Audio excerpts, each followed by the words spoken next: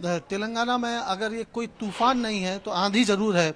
और जाहिर तौर पर इसमें सत्ता का जो पेड़ है जो 10 साल से लगा हुआ था बीआरएस का, केसीआर गवर्नमेंट का, वो उखड़ता हुआ नजर आ रहा है।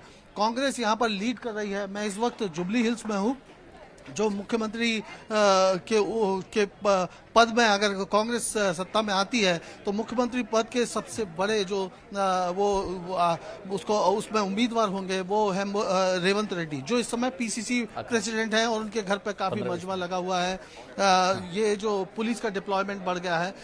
इस चुनाव में, तेलंगाना की जो चुनाव है उससे काफी बड़े कई चीजें सामने आई हैं, जैसे कि असदुद्दीन ओवैसी जो मुसलमानों के जो मुस्लिम वोटर्स हैं उनके अपने आप को झंडा बरदार के तौर पर प्रोजेक्ट करते थे, उन्होंने बीआरएस के समर्थन में वो किया था। बीआरएस के समर्थन में उन्होंने अपना वो समर्थन घोषित किया था। लेकिन तेलंगाना के मुसलमानों ने उनकी शायद अपील स्वीकार नहीं की है। 13% से ज्यादा मुसलमान हैं। क्या तिवारी जी, मुझे इसी मुद्दे पर आपसे जानना था, क्या मुस्लिम वोटिंग पूरी तरह से बीआरएस के हाथ से खिसक गई है और वो कांग्रेस की तरफ चली गई है, ये रुझान बता रहे हैं? बिल्कुल यही समझ में आ रहा है, क्योंकि हैदराबाद में जिन 7 कॉन्स्टिट्यूएंसी से पर अभी सिटिंग एमएलए एमआईएम के हैं, वहां पर उनमें से 5 सीटों पर अभी एमआईएम लीड कर रही है। और इसके अलावा जो बाकी तेलंगाना में है वहां जो ऐसा लगता है कि बीआरएस के समर्थन में मुस्लिम वोट नहीं गया है, वो पूरी तरह से कांग्रेस के इस तरफ शिफ्ट हुआ है। हाँ। क्योंकि 13% वोट जो है वो पूरे तेलंगाना में माना जाता है मुस्लिम्स का। हाँ। और अगर वो बीआरएस की तरफ को जाता तो शायद परिणाम कुछ और हो सकते थे। बिल्कुल हम आएंगे आपकी तरफ। हम थोड़ा सा छत्तीसगढ़ का रुख करेंगे। छत्तीसगढ़ से हमारे जो प्रतिनिधि है युगल तिवारी हमारे साथ है। युगल जी, छत्तीसगढ़ के जो आंकड़े आ रहे हैं वो हर किसी की धड़कन बढ़ा रहे हैं। अभी कोई ये बता नहीं पा रहा है कि हम जीतने वाले हैं, कोई ये हिम्मत नहीं कर रहा है। अभी आंकड़े किस तरफ जा रहे हैं, अभी हालात क्या है वहां पे?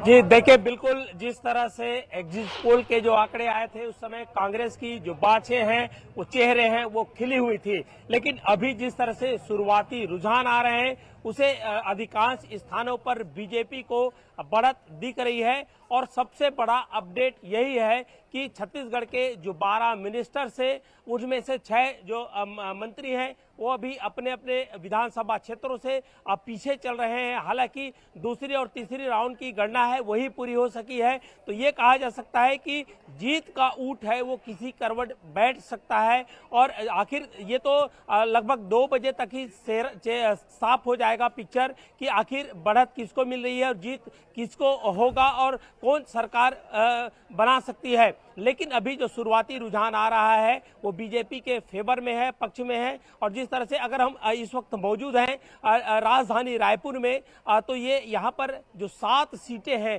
7 सीटें में सभी सीटों पर बीजेपी लगातार बढ़त बनाई हुई है। और यहाँ से आरंग जो विधानसभा क्षेत्र है वहाँ से नगरीय प्रशासन मंत्री शिव डहरिया है, वो भी 1440 वोटों से पीछे चल रहे हैं। तो कुल मिलाकर ये कहा जा सकता है कि अभी जो रुझान आ रहा है बीजेपी के पक्ष में, और बीजेपी लगातार उत्साह देखने को मिल रहा है। जो काउंटिंग सेंटर हैं, जो स्ट्रांग रूम है, उनके बाहर उनके जो समर्थक है बड़ी संख्या में पहुंचे हुए हैं।